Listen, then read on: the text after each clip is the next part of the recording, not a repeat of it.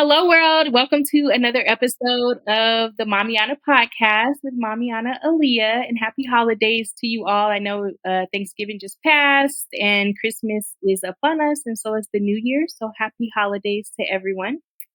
Today's episode, I'm joined with my good friend Angela, all the way from Dallas, Texas. Dallas just loves me. Obviously, my last guest was from Dallas too.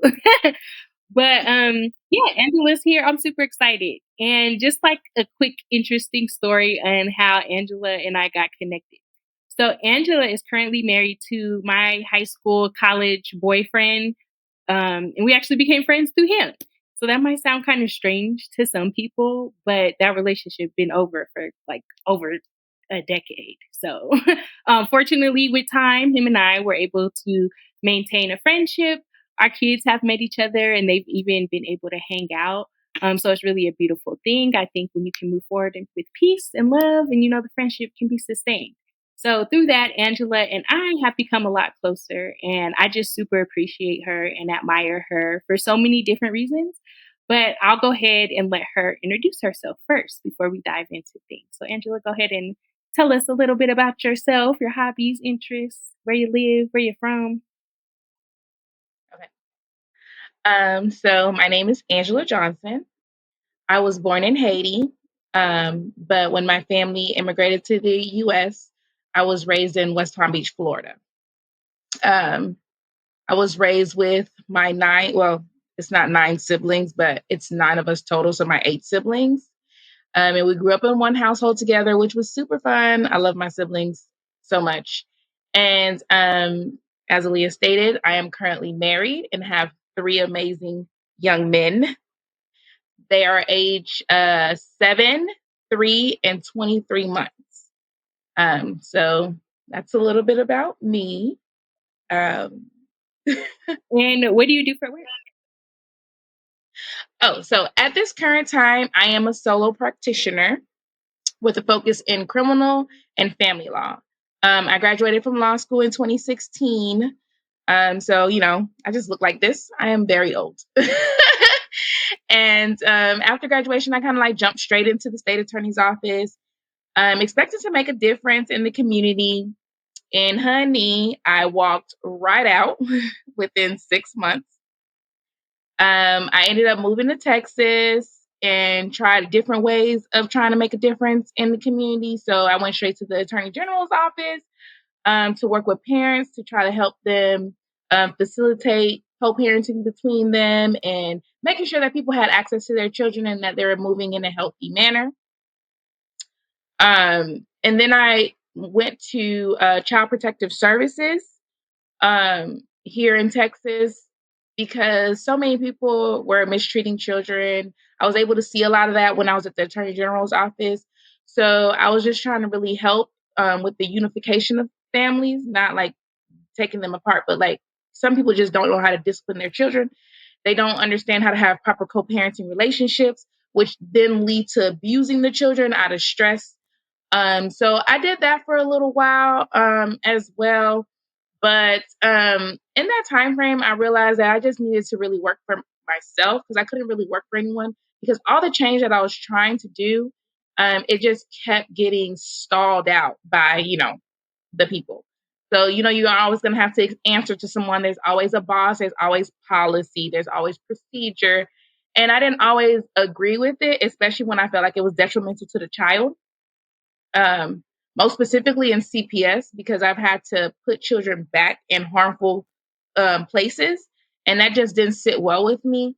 So I ended up leaving all that behind. I was like, you know what, let me do something for myself, especially now with having children, like and needing to have time for my children. I just decided that it was best that I end up opening up my own law firm and working for myself. Understandable. And I think that's dope that you decided to take that route because a lot of people are like too fearful to do that. Or, I think everybody has a calling too. Like, I don't think everybody's called to be an entrepreneur. Some people, like myself, I don't mind working a 9 to 5. I'm not going to lie. I like knowing I need to work this amount of time, this amount of weeks, and I'm going to get a paycheck for this amount, every month. I get paid monthly. So I I feel you, definitely girl. admire that, and I appreciate the benefits that come with my 9 to 5, but there's a lane for everybody, and I really admire what you're doing. So that's dope. But that leads us into today's topic, which is being a boss mom. So I believe that Angela really is a boss mom out here, like for real. I feel like you exemplify being a boss and a mom on like all levels. You're doing it all. Like you're a wife, you're a great mom, and then you're a stepmom, and then you're building your own law firm and really like establishing that legacy for your family. And you be in the gym too, on top of all of that, and traveling whenever you can. So, like, in my mind, that is a lot to manage. So, like I said, you really inspire me to really go after and conquer my goals and dreams, especially as a mom. And you're a mom to multiple. So, I have one. And even though I'm a single mom, you still inspire me to chase after my dreams. So I'm like, if you can pass the bar exam while being a mom of three wild boys, I can really do whatever I decide to put my mind to. And then me and Angela, we're actually both doing a challenge right now that we started December 1st. And we're going to go until March 1st, where we're not eating any sweets, any fast food, any fried foods, any breads. And we're going to be in the gym a minimum of 5 times a week for at least an hour.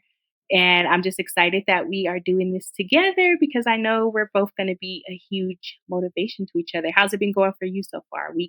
What are we on? Week 2, I guess. Yeah. How's it been going? Well, it's been going really good, surprisingly. I felt really good about myself because I wasted the money, but I gave it to the kids.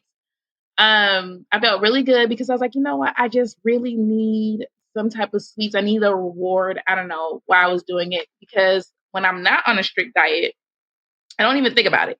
Mhm. But it's like when you can't do something, that's kind of like when I'm pregnant. So I don't like alcohol, but when I'm pregnant, I'm like, I can't drink. Like, girl, and if you weren't pregnant, you wouldn't want to drink. Right. So, so it's like now that I'm on this restrictive diet, it's like so hard. So last night, I took the kids out to go see a drone show. It was a whole little family event. My sister was there, my husband, and the children, and they had funnel cakes. And I was like, I love funnel cakes. It's calling me.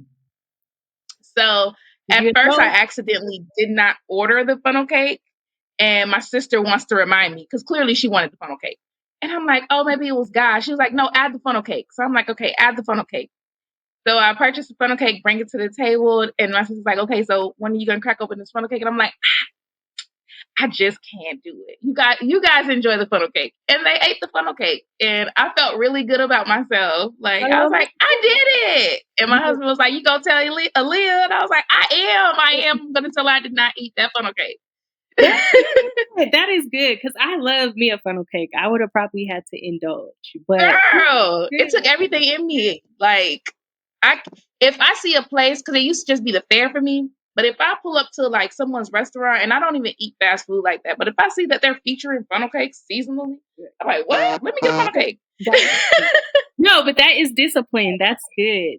I haven't no, I did have one slip up. I'm not gonna lie. I don't think I told you about this either. So I went to Kava last week with one of my homeboys and Mhm. I got like some pita chips and I was like, as soon as I ate the first one, I was like, I can't eat the rest of these. So I did give the rest of them to him, but I did enjoy that one pita chip and it was so bomb.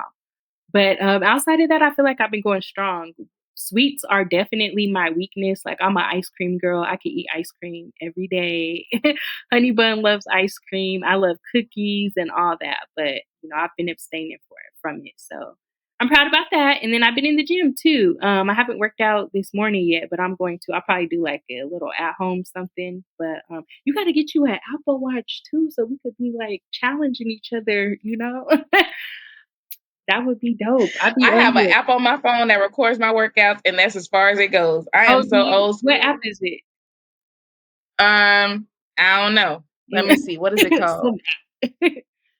I love It the Apple notes. Watch. It's, like, challenging, like, competitive with, me and some of my friends on here, and you could, like, record you make daily goals for, like, how long you wanna stand a day, how many steps you wanna take, how many calories you wanna burn, and then, like, your exercise goals. So, like, my goal is to burn 570 calories, which I have a lot more to do. Right now, I'm only at 106.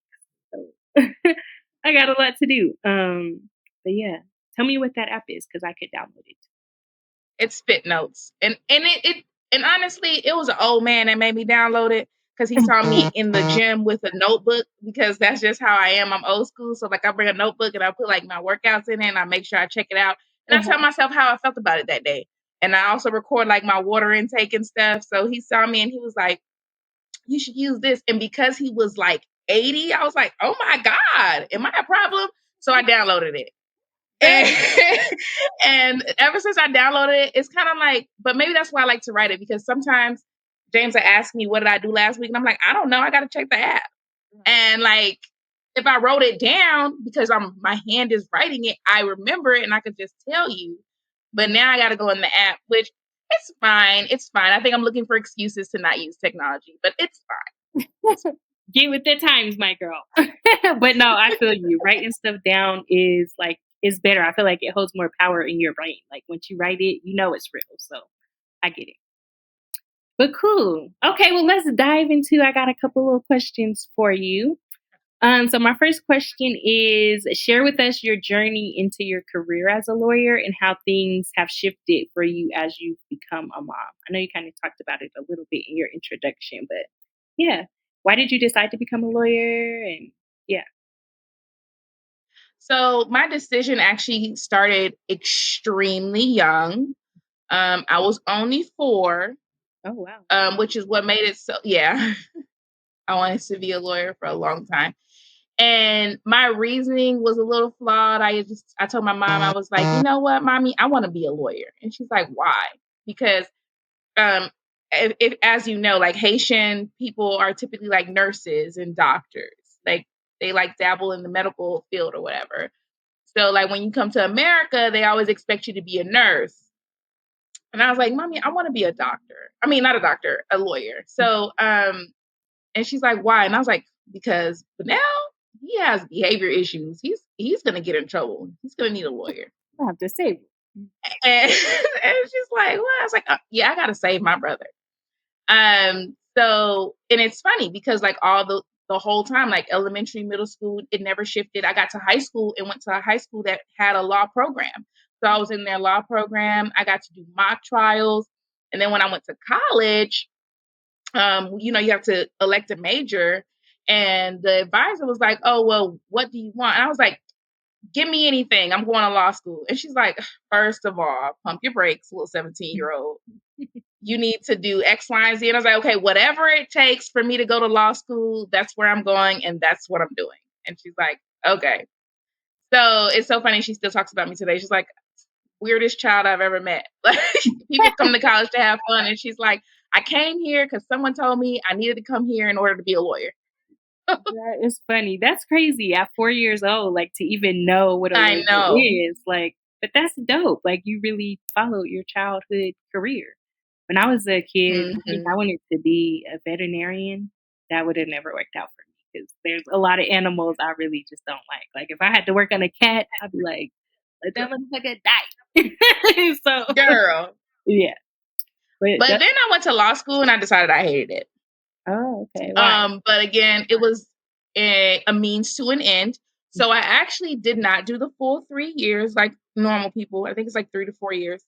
I added a lot of courses to my course load. I was taking like 30 credits at a time. I graduated early. I graduated by year 2, and I was actually the only Black girl, so that was great. I went to a predominantly white school, Was that and not too challenging many for of us you? graduated. And not only was I the only Black girl, I was top of the class. So Was that that felt really challenging great. for And you being the only black girl? Like, it was terrible. It was yeah. terrible. People acknowledged me as the mean Black girl with the braids. Like Mhm. whenever they would talk about me, I found out like I was the mean Black girl with the braids. I didn't care because it doesn't bother me. You don't matter. You don't even exist. Um, so like I've always had this I don't care attitude, especially when it came to things that were just obstacles. Because who are you? Right. I just have to get over this. And like my first day, my first weekend in law school, I would not forget it. They had a KKK march, and I was like, mm. And I was like, wow, this is different. I don't want to be here. So I had already decided from like day one that I wasn't going to stick around. So it was just really good. And then on top of that, to graduate top of my class, they left me off the program. They left the only Black girl off the program. What? And you were top of the It class? was it was I felt like God was testing me because I about lost my mind. Yeah, I what was would I it was do? Like, that was done purposely. How am I top of the class and y'all gonna leave me out the program and the only Black girl? Like, that's and wild. my brother rented a van that held 20 people. So he Mhm. came in a 20-person van, and there were maybe 14 other cars that drove up there by themselves.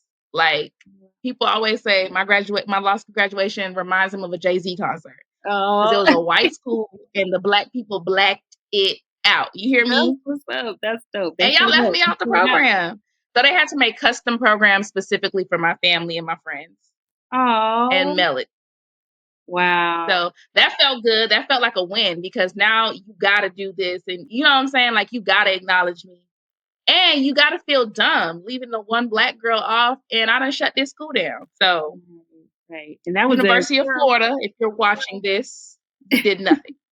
Um, That was a terrible look for them too, though, I'm sure. Like, I'm sure it was. I'm yeah, sure. I'm sure. I'm sure they'll never live that down. And yeah, I'll never allow them to. My degree ain't even on the wall. right. You leave me off your program, I leave you off my wall. So Yeah, dang. I got Florida my State, license. you That's said, all that right? matters. That was Florida Huh? State? That was Florida State, you No, said, I right? went to Florida State undergrad. Oh, okay. My undergrad was Florida State. Okay. Florida State knew better. It was actually pretty inclusive. You know, we're across the street from FAMU. So Okay. I didn't Okay. really have many issues at Florida State. Nice. But University of Florida, mm, Is that we closer don't to talk the about it. Orlando area? Something like that. Mm, It's in the middle, kind of. uh, Tampa, Orlando, like it's Gainesville. okay. Yeah, you know how I feel about They're Florida. their own Throw the little whole state territory. away. I say, you know how I feel Throw the about whole Florida. Throw city the whole away. state Throw away. the whole city away. Because why are y'all KKK marching? Right, right. Um, but I mean, after that, I kind of like fell into all these legal careers that I was telling you about. And actually, I say that I have 3 kids, but I only gave birth to 2. My oldest is my bonus baby.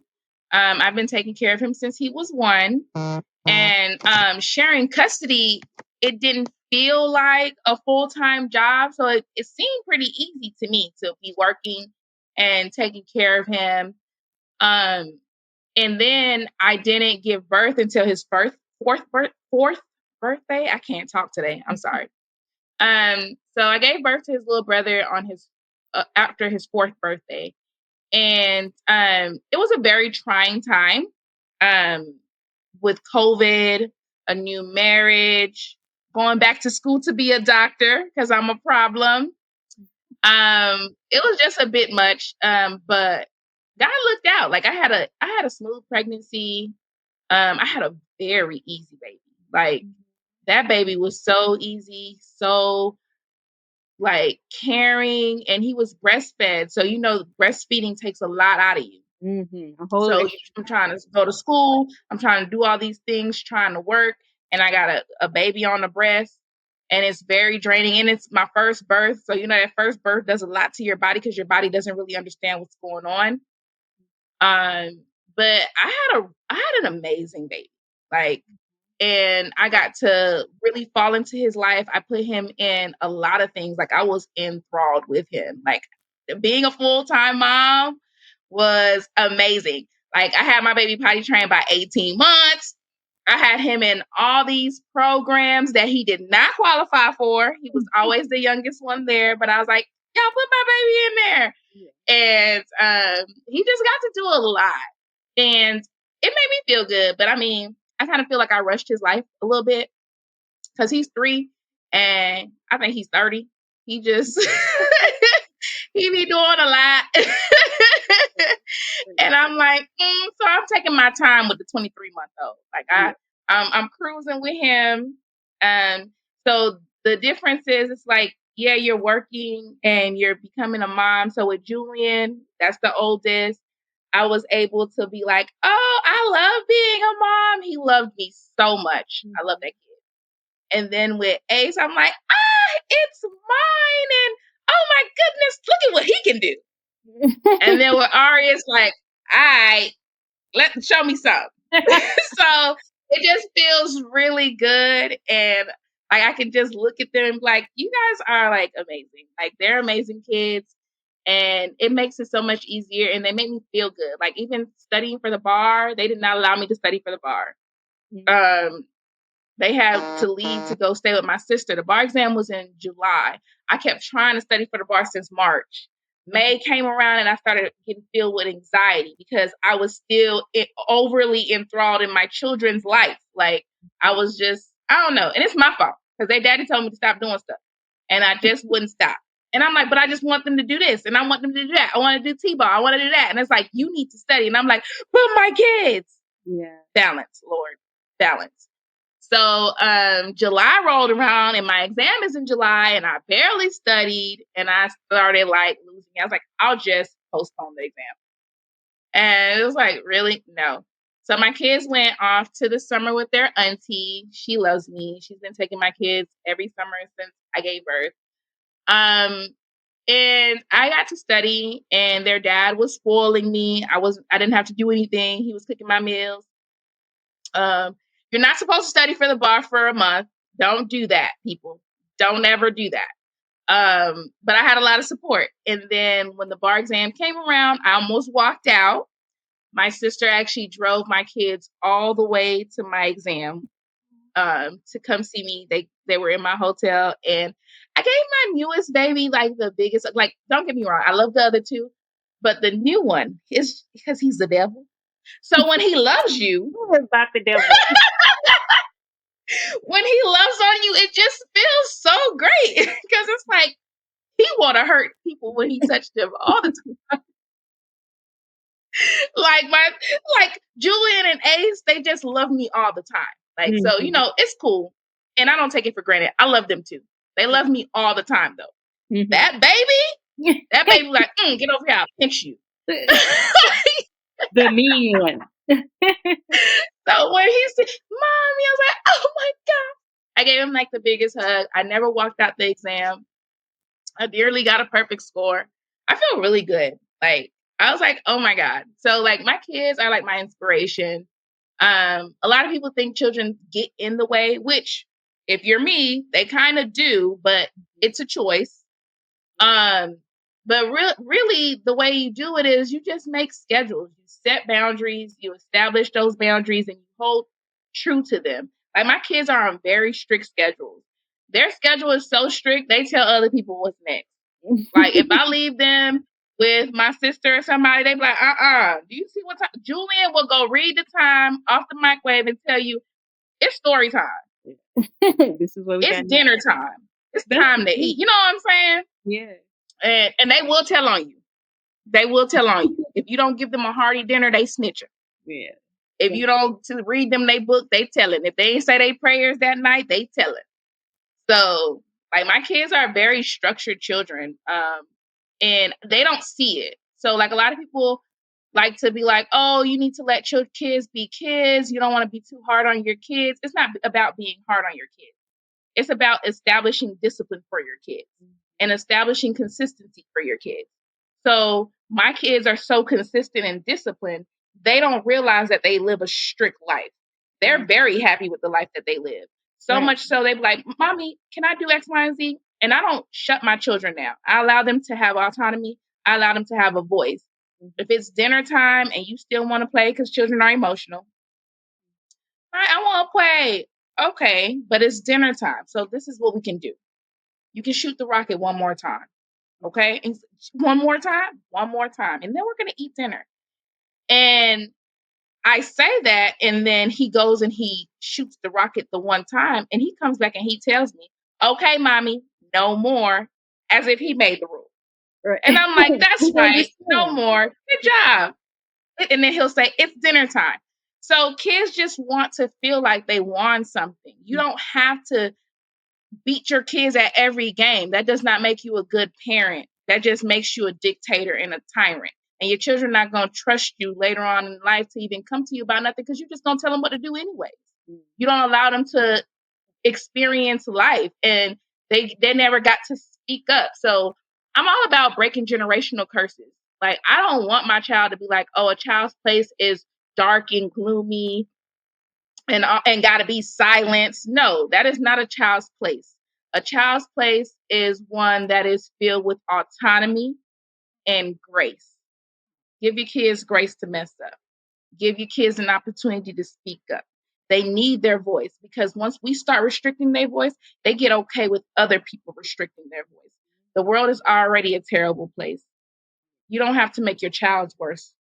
You know what I'm saying? Like, this is their world. It's your job to dictate the way that they come up and what they do. And yes, we have to work. And some of us are single parents. Like, everybody's not lucky enough to be married, but please don't think that's what it is. It's not all peaches and cream. We all know women do a better job than men. And I'm sure my husband's going to watch this. I get my kids together better than you. Like, they just on a better schedule. Dads be like, let's have a party. And I'm like, bruh, you 30 minutes late now. We cannot have a party. And he's like, you right. And then it falls back on them like, it's so stressful. And I'm like, it wouldn't be if you would have stuck to the schedule and didn't want to be super dad. Then they wonder why 99% of their life is them getting beat up by their kids. Because your kids think you're a jungle gym. Right. They don't go around wanting to beat up mommy. They go around like, oh, where's my dad? I gotta punch him. That's so true. That's funny. Like, that's your job. So I get it, moms. I do. You want to be the best that you can do. That man not gonna outshine you, because at the end of the day, you gonna always be mom. That mom ain't gonna outshine you, because at the end of the day, you will always be mom. You've already established those boundaries. You've given your child autonomy. You're not out here taking out your feelings on your child. Like, sometimes you got to take a step back. You know, like, you don't have to do everything. And then on top of that, we need to normalize apologizing to our children.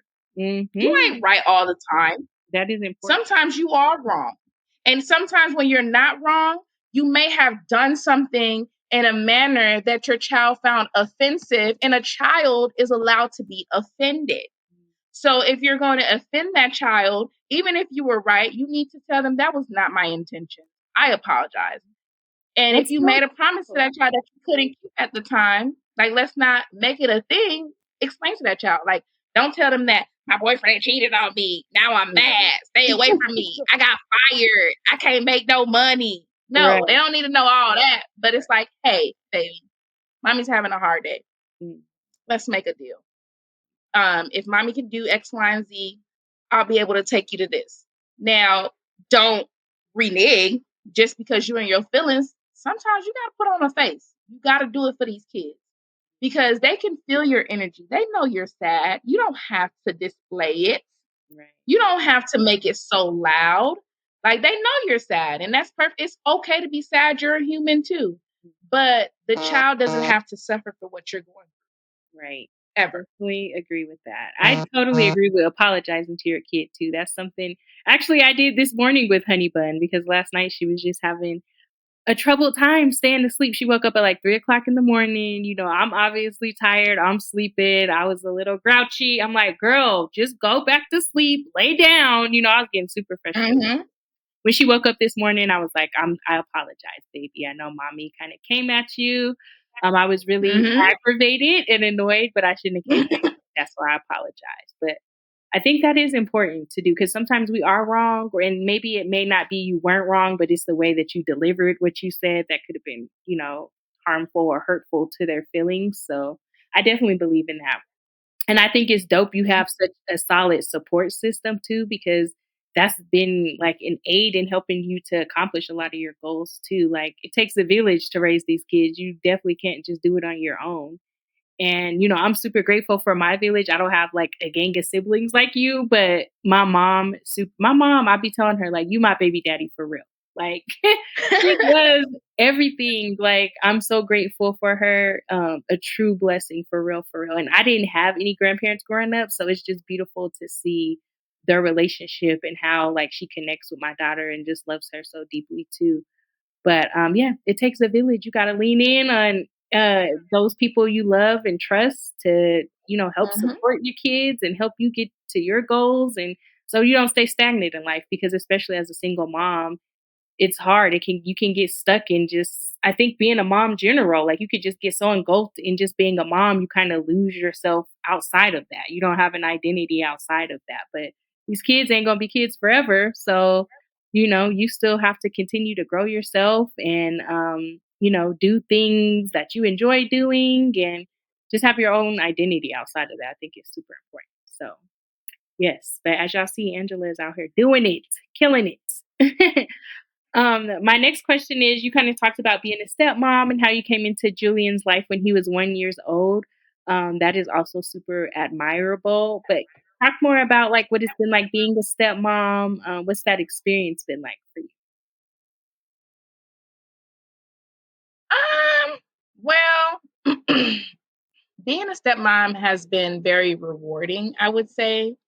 And the reason I say it's rewarding is because he treats me like I'm his real mom, and it feels really good. And it's like it's not like something that's forced. So I've always taught Julian my name.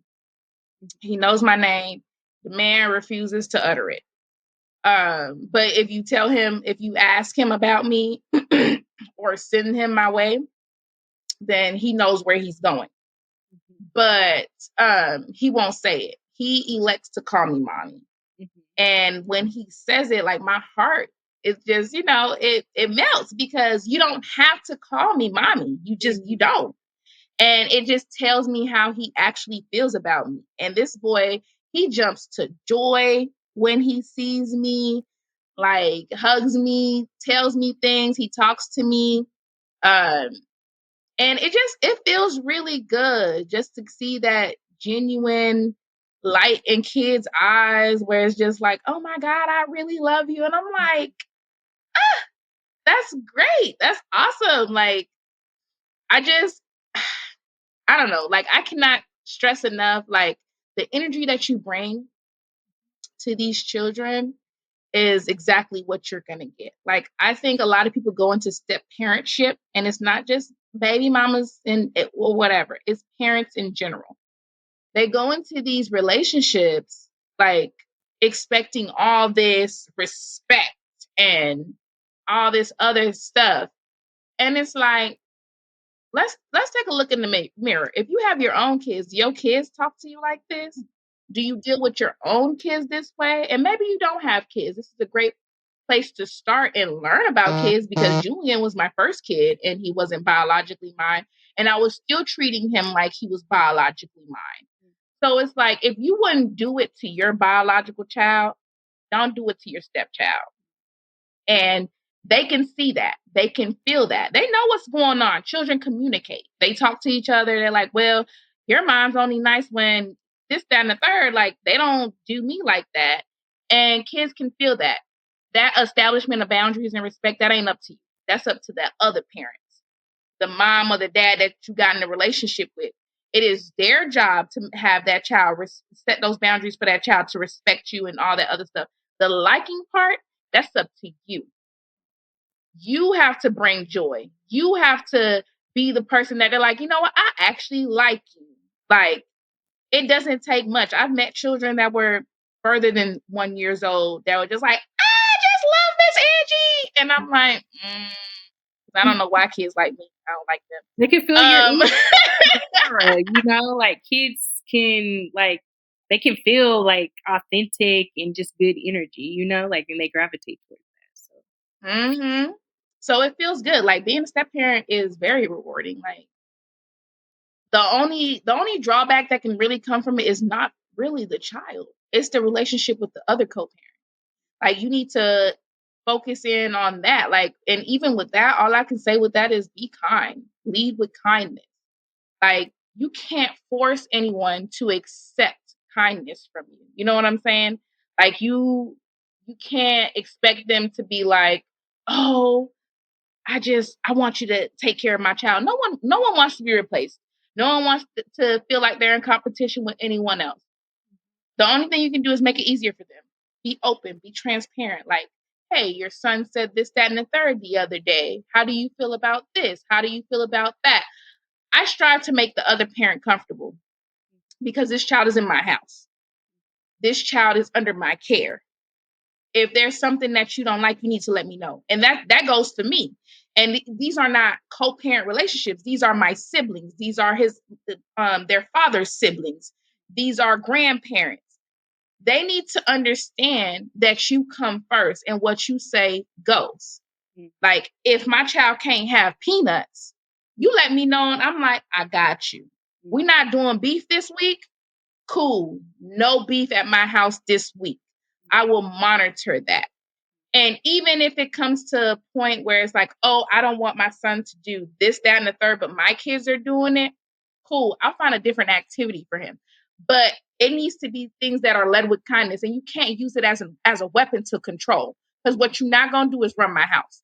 I'm gonna respect how you want your child to be presented and how, like, for example, if it's picture day and it's our day to have him, we always reach out to his mom and, like, because she might want to purchase pictures. Hey, you got an outfit that you prefer that he wears for these pictures that he's taking on that day? Because you want to be respectful, because that's still the first mom. You know what I'm saying? Like, if she want him all buttoned up or whatever, like, we could do that. Right. All that matters to me is that he's clean and healthy. I'm gonna get him clean over here. I'm gonna feed him over here. You got a specific outfit. That's not important to me. It's important to me with my kids because I tell people what to put on my kids. Right. So if I'm gonna tell people what to put on my kids, I should be able to do that for somebody else. And that's just So being just treat considerate. that other parent how you would like to be treated. Treat their kids the way you treat your own. That's it. Step parentship is not hard. I love it. I love my baby. Well, Julian is blessed to have you because I don't think that's the narrative for a lot of people out here, you know? And I feel like oftentimes when you're dating someone who has a kid, that person just sees you as they just want you and not the whole package, you know? But it's like when you have a kid, like, no, we are a whole package deal. Like, you can't just have me to yourself and we act like my kid don't exist. That's weird. So I think Julian's very blessed to have you because you were like open to accepting that role and like building a bond with him. And now like he does see you like as a mom too. And that's just a blessing. So that's dope to me. Okay. Well, moving along, what are three goals that you would like to accomplish in 2025? Oh, okay. So my very first goal is to get in the green with my firm because I'm sure people have all started businesses and it is financially draining. And just like you were saying, like, that reward of the 9 to 5 is, you getting paid. I don't know I'm getting paid. And I am a very, I guess, what helpful person. So like sometimes, like, if I see somebody struggling, I'll be like, I really want to help you, you know, and I don't want anything in return for it. Like, I'm just like, you know what, I want to help you with this situation. So it's kind of hard for me. So I do a lot of pro bono. Um, and I just want to make sure that I'm able to survive and that I'm not only staying green financially, I want to stay green within me. I don't want to feel like I'm so drained that I can't be the mom that I want to be, because at the end of the day, being a mom is being a good mom, because no one's perfect. Being a good mom is very important to me because these little humans are the future. So I want to make sure that I'm setting them up for all sorts of things. Like, I want them to be great. I want them to be better than their mama. So I just want to be in the green financially, in my heart, everything. I want everything to be positive and peaceful. So I've been moving that way. So that's good. I've already been moving in that direction. I haven't really let anything bother me. My second goal is I want to be healthier and stronger. And then my third goal is that I want my kids to be healthier and stronger. And the last two is kind of like every year goals for me because I mean, I don't care how good we look. I don't care how healthy we are. Everything can always improve. Everything can be better.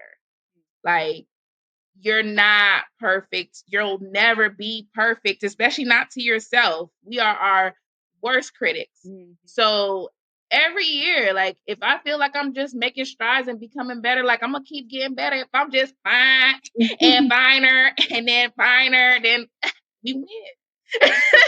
So I just want everybody to be healthy and just so those are really my goals. Like I don't really like establish much. I just like let's do better. Everything's about doing better for me.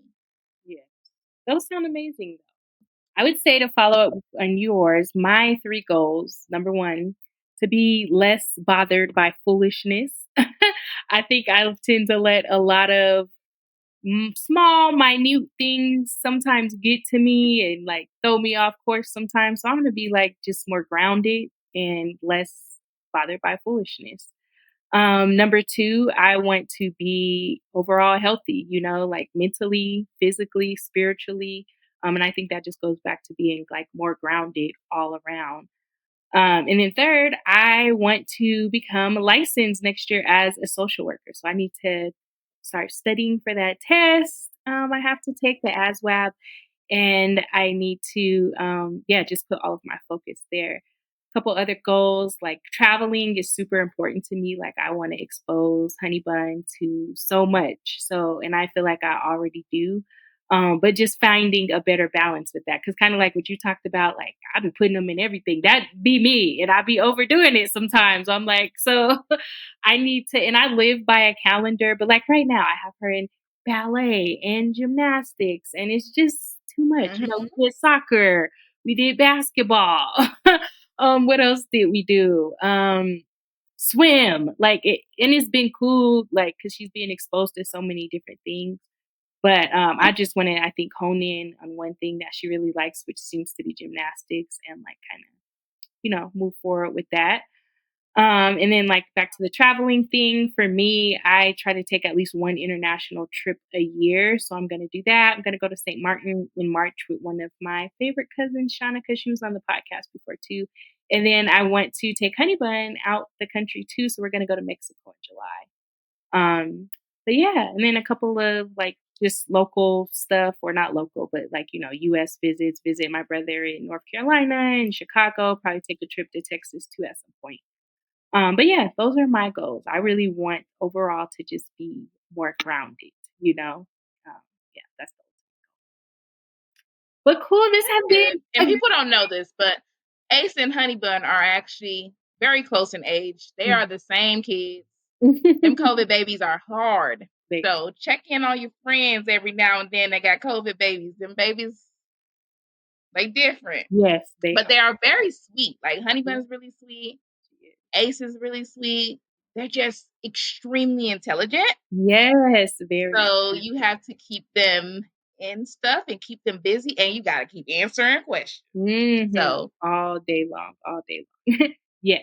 And that's the thing too, like with COVID, I watched her the first almost 3 years of her life working from home and watching her, and that was like super hard. And I'm happy I finally enrolled her in daycare this year. I think that's been super beneficial to her. Helped her gain better socialization skills. My baby's a little social butterfly now. She's like, I'm very shy, very like just a naturally more quiet person, but she is very she gonna get out there, she'll dance and sing in front of anybody, greet anyone, she gonna hold a conversation. So I love that about her. And I think daycare has really helped her like open up into that. And it's given me more freedom to focus on my job now because I know for all the mommies out there who has to work a work from home job and watch a kid, it's not for the weak. So put that baby in daycare if you can, and if you gotta finesse it, girl, you got and to. don't be breastfeeding, Yeah. breastfeeding and working from home. Yes, that is a lot too. Yeah, That a whole extra job. was my life Yeah, last year. Yeah. Mm-mm. that's a lot. See, I did not breastfeed. Well, I exclusively pumped for a year, and that is a lot too.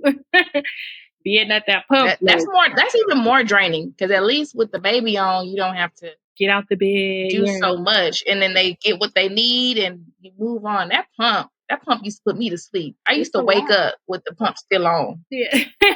It do put you to sleep. I remember waking up 11 o'clock, midnight, 1, 2 o'clock in the morning, sitting there in my rocking chair, just like, oh, Uh-huh. those days are over with. But got to do what you got to do for these babies. But For real. okay, as we wrap it up, what advice do you have for other moms out there who might be feeling like defeated or discouraged when it comes to accomplishing some of their goals because they might feel lost in motherhood, or any advice that you also might have for stepmom? So it's really more so for everybody. Like, just don't feel trapped into one parenting style because you have to be flexible because that's how you're going to teach your children flexibility.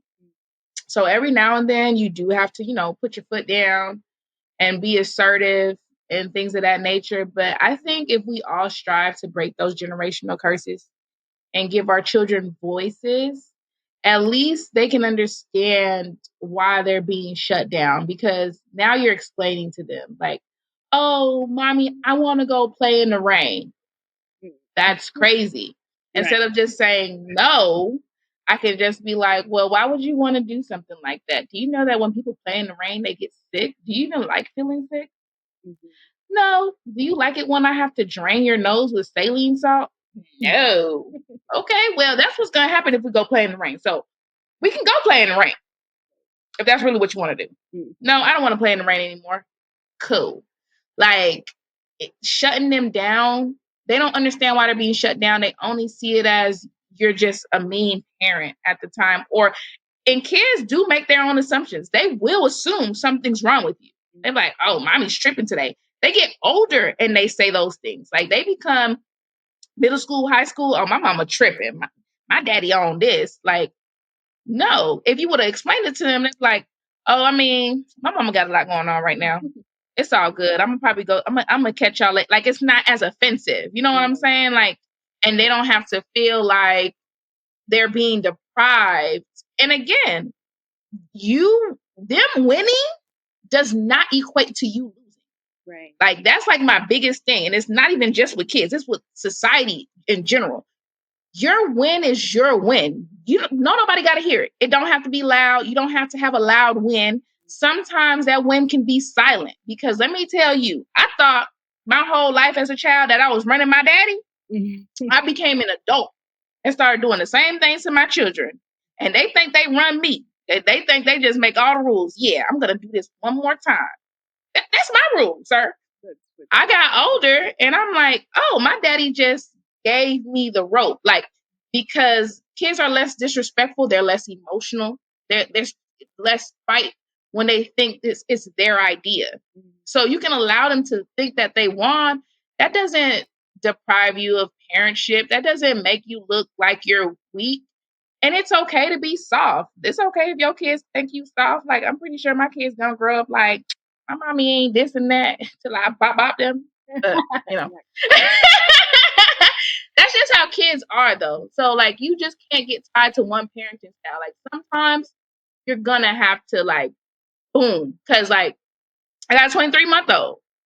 If my baby run out into the street, there's no time for a conversation. I am now up here because you can die. So there's a time and a place for everything. Like, if I gotta, and they understand why I had to do that, and I'll reel them in.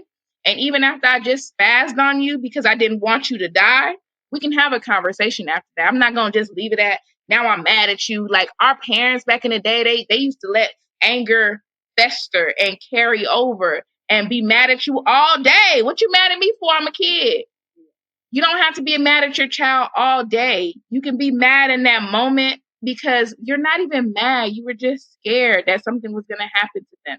Explain that, because kids always think when your voice deepens and when you seem distressed that it's anger. They associate that with anger. And it's your job to draw them in and be like, no, baby, that was fear. You really scared mommy. What if something would have happened to you? I wouldn't have been able to live with myself. And then they're like, oh, that makes sense. My child ain't never run into the street again, because that's definitely a true story. Like, once you let them know, like, that was scary for mommy, don't do that no more. They're like, okay. And they move on. You don't want a child to linger around being all sad and depressed. Like, you don't like feeling sad and depressed. How do you think a little human with this little body have all this depression in them? Children are supposed to be happy, and it's our job to keep them that way. And if you have to sacrifice things for your kids, that's just what you're gonna have to do. And I did preach on that, keeping your cup full, but that's where your friends come in. You gotta let your ego go, you gotta let your pride go, and you gotta ask for help. You are never alone. I don't care if you're a single parent, I don't care if you're a married parent that feels single because your spouse isn't helping you. There is someone that can help you. And you do not have to sacrifice these children's freedom because, oh, I work all the time. I'm busy. I'm tired. Okay. And when you're not working and you're with your kids, find something you can do with your kids. Like, my children think it's very fun to go furniture shopping. Guess what? They have never actually been furniture shopping. I went furniture shopping at a place that had a kids center. They were running up and down slides. They had the time of their life, and mommy got her stuff done. I got my list done without having to feel stressed about, oh my God, I left my kids at the house in front of the TV all day. Nah, my kids out here with me, furniture shopping, running up and down. You don't have lunch ideas because you were so busy with work and you have to go grocery shopping. Go to Sam's. Get different memberships. There's so many things that you can do. I take my kids to Sam's with me when I gotta go grocery shopping. They sample all the foods because it's just samples. Then I go get them a hot dog. Because even though I cook for my children every day, that weekend, them kids get to be rewarded. They get that pizza. They get that hot dog. They get that slushy. My kids don't even like that stuff. They taste it just like, I got it. They won't finish the slushy. It's all about them feeling like they won something because you don't see them through the week anyways. They in school or in daycare. So, and there's parents who feel guilty about that. Oh, I got to go get my kid out of daycare early. Don't feel guilty about that. If you're going to go get your child from school early, take a nap first. Because now you're still going.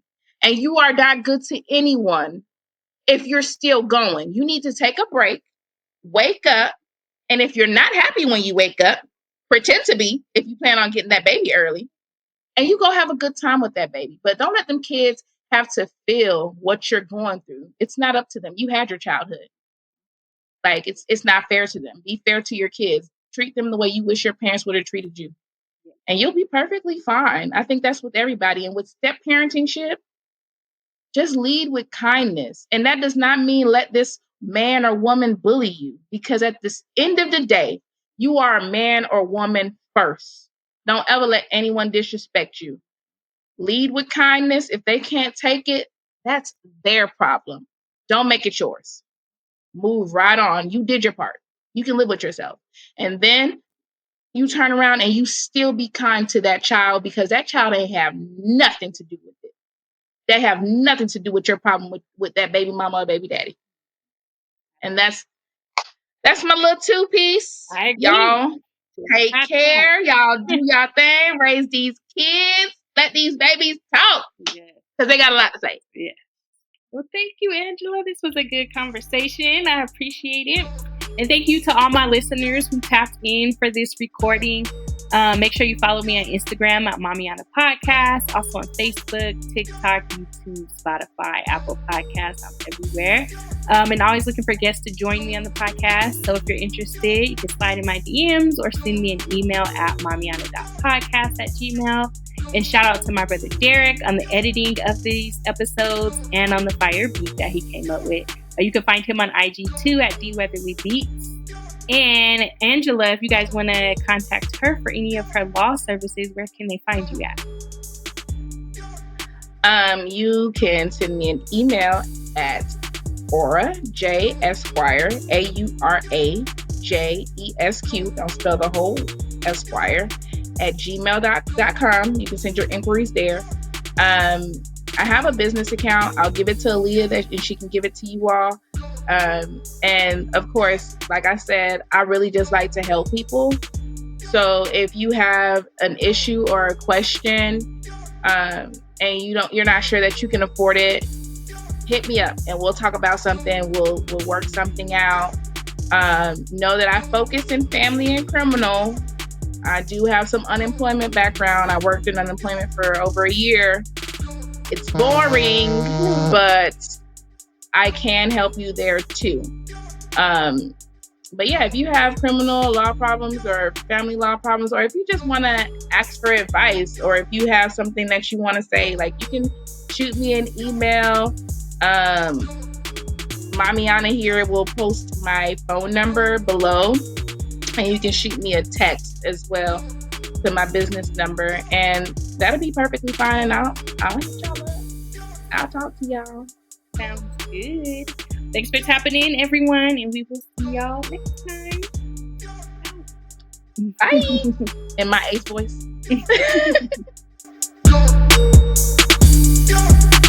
Be legal.